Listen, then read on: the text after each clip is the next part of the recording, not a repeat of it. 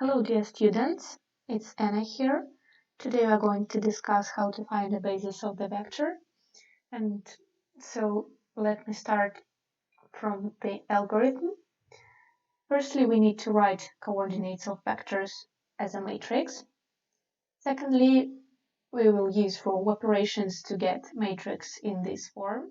So in the diagonal we should have ones, and below them we should have zeros.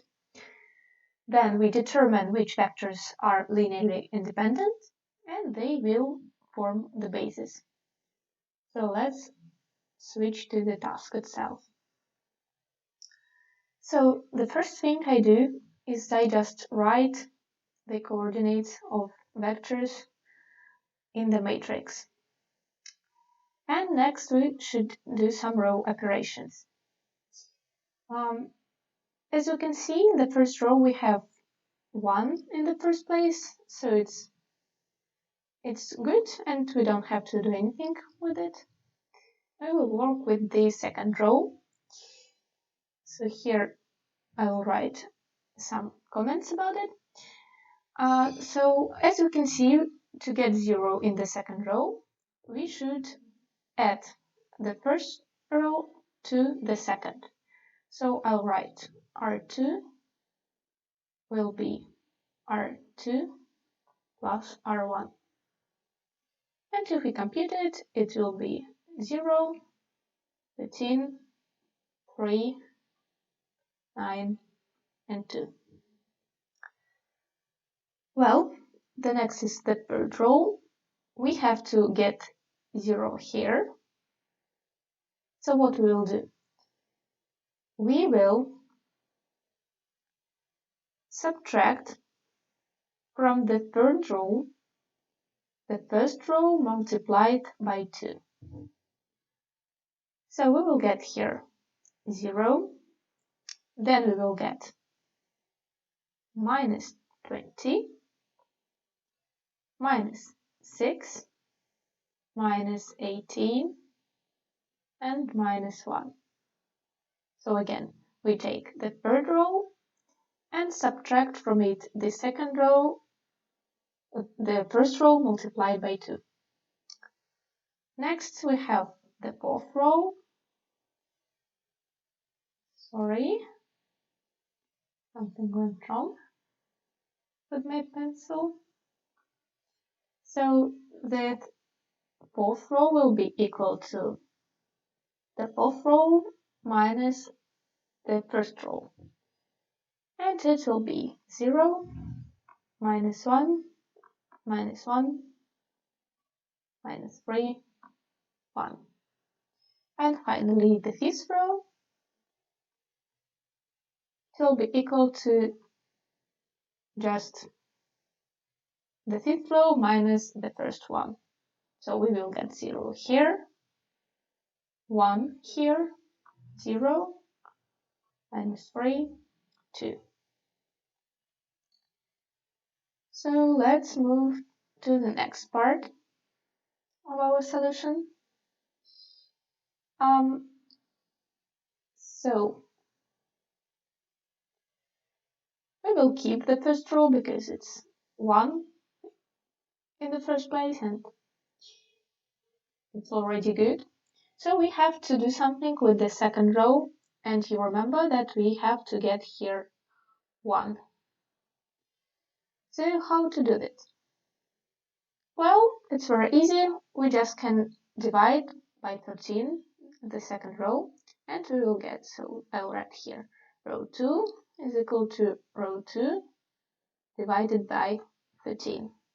So here we get 0, 1, 3 divided by 13, 9 divided by 13, 2 divided by 13. So what about the third row? So I think we'll keep it the same, and let's rewrite it once again to have like more clear view of what's going on.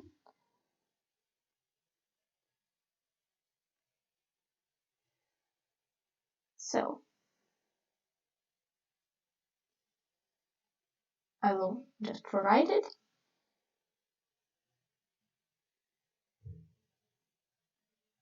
So as you see, our first two rows are already good.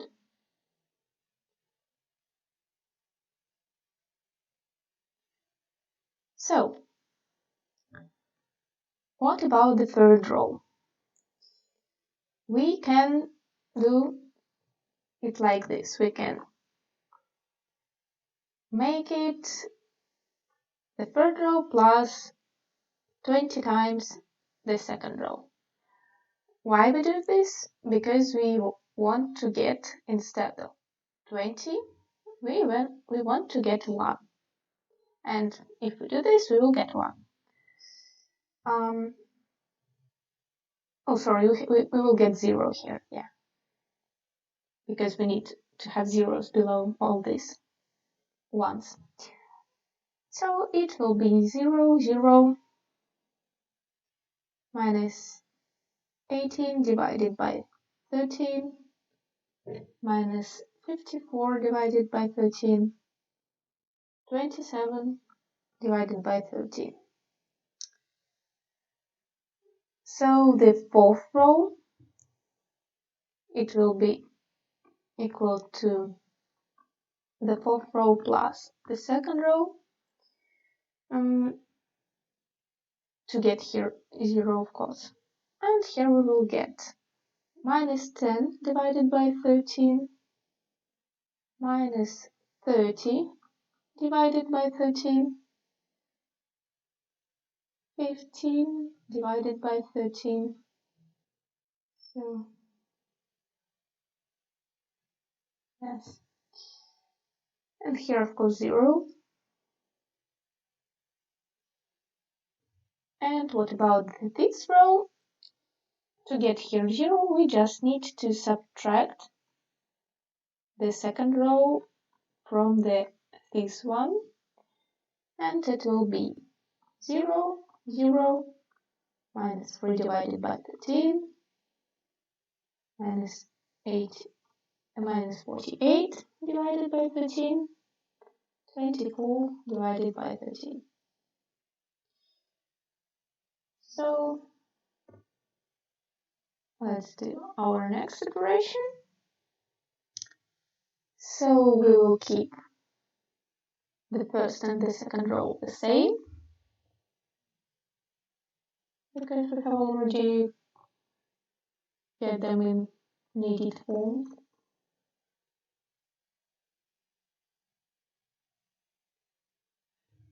And what about the third row? Actually, we need to get, instead of this, we need to get 1. So we just need to multiply by 13 divided by 18, and here minus, to get rid of minus here. So it will be 0, 0, 1, 3, minus 3 divided by 2. So, and what about the fourth row? It will be equal to the fourth row plus 10 divided by 13 multiplied by third row. So why do we do this? Again, just to get rid of like some these numbers. So if we do this, we will get 0, 0. We will get the row of all zeros. And that's really great, as you will see next. And row 5 will be equal to row 5 plus 3 divided by 13 of row 3. So here we will get 0, 0, 0 minus 3 divided by 2. So, as you can see, we have one row of all zeros, and if we continue this process, you can understand that we can easily get the matrix in this form, because we just need to divide this row by, for example, minus 3, and we will get 1 here. But we actually don't need to do this to complete the task, because it's already clear that we will get the matrix in this form. So, and we know that our matrix we will have here 4 ones, and in the end it will have the row of all zeros.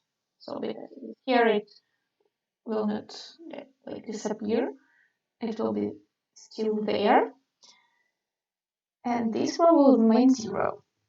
So, speaking in terms of independent vectors, it means that only first 4 vectors are linearly independent.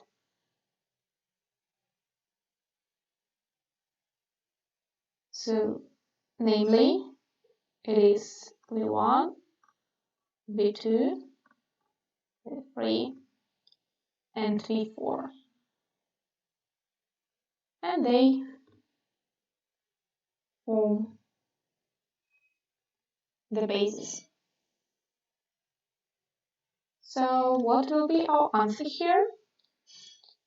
Well, just the coordinates of these vectors. So 1, minus 1, 2, 1, 1. So we take it from the our initial matrix. The coordinates of the second vector, 8, 5, minus 4, 7, 9. The coordinates of the third vector, minus 2, 1, 2. And the coordinates of the fourth vector. And basically that's the answer to the problem. So see you in the next video.